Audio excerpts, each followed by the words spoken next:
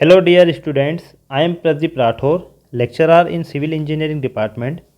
इस वीडियो में हम कंटिन्यू करेंगे सॉइल मैकेनिक्स के ऑब्जेक्टिव क्वेश्चंस। पार्ट 1 में हमने डिस्कस किया था क्वेश्चन नंबर 71 से क्वेश्चन नंबर 77 तक। इसमें हम डिस्कस करेंगे from question number 78 to question number 80। Question number 78, when the seepage pressure becomes equal to the pressure due to submerged weight of soil, the effective pressure is reduced to zero and the soil particles have a tendency to move up in the direction of flow.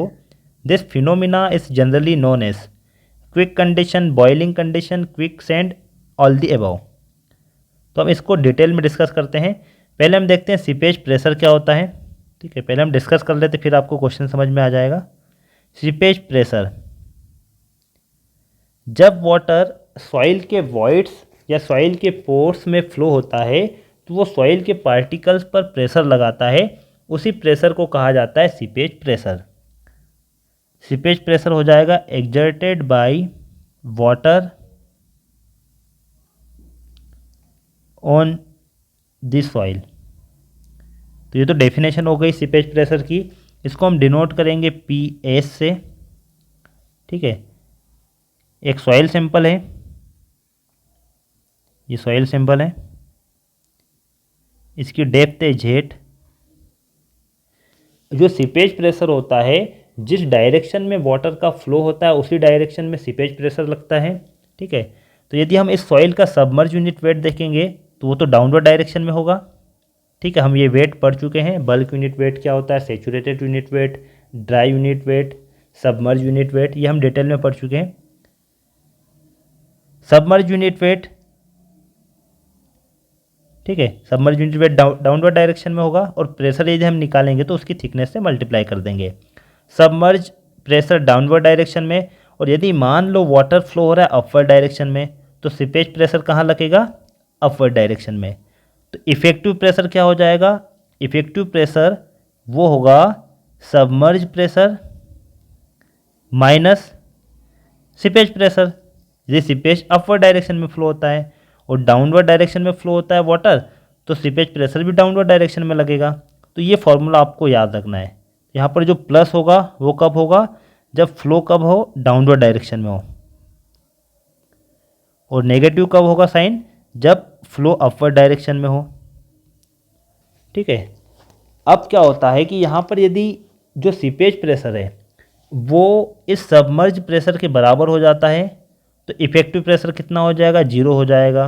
ठीक है, और हमें ऐसा दिखाई देता है कि ये जो पार्टिकल्स हैं, ये जो पार्टिकल्स हैं, ये फ्लो होने लगते हैं, ये बॉयल होने लगते हैं। तो हमें ऐसा दिखता है कि ये जो पार्टिकल्स ये बॉयल हो रहे हैं, उस कंडीशन को हम कहेंगे बॉइलिंग कंडीशन। उसको कहा जाता है क्विक कंडीशन, और उस सैंड को हम कहते हैं क्विक सैंड, जिसमें ये कंडीशन होती है। ठीक है, तो ये सैंड में कंडीशन होगी बॉइलिंग कंडीशन, और जो पार्टिकल्स हमें दिखाई देंगे कि वो बॉयल हो रहे हैं, और वो कब होंगे, जब सीपेज प्रेशर और सबमर्ज प्रेशर ये दोनों बराबर हो जाते हैं। उस केस में इफेक्टिव प्रेशर जीरो हो जाता है। अब हम क्वेश्चन पढ़ते हैं, अब क्वेश्चन आपको समझ में आएगा।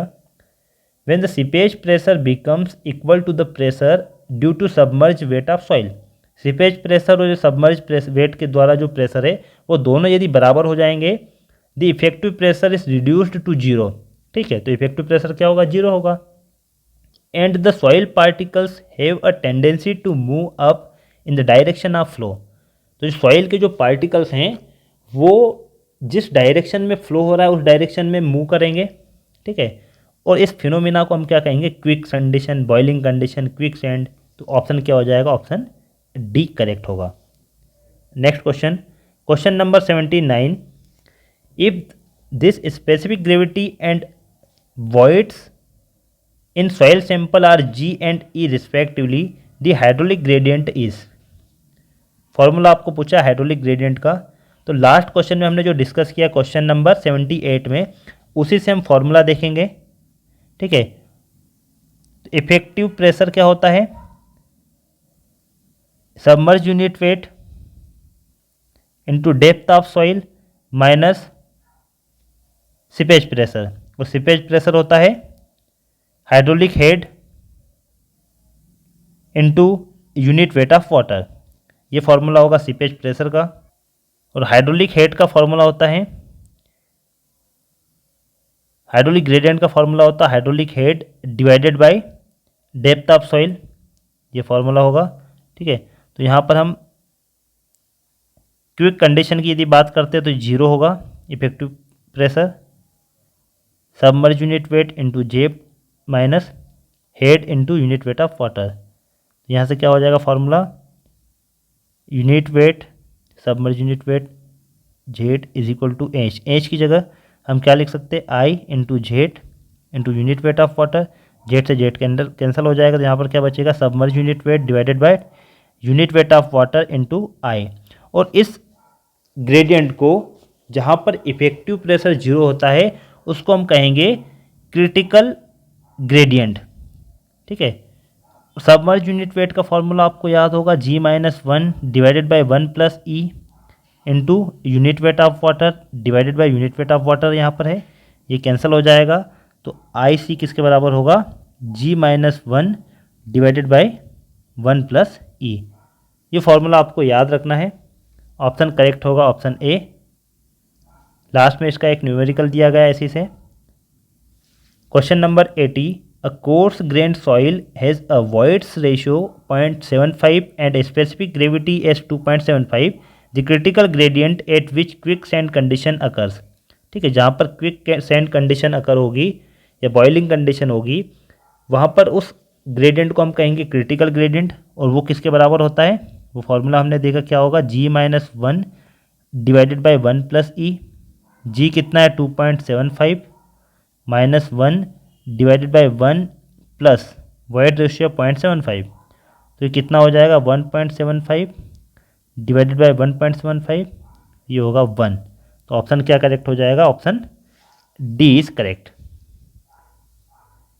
Thank you for watching friends. Video अच्छा लगा तो लाइक कीजिए, कुछ डाउट हो तो आप कमेंट में पूछ सकते हो, वीडियो को शेयर कीजिए, चैनल पर नए तो चैनल को सब्सक्राइब कीजिए। Thank you for watching.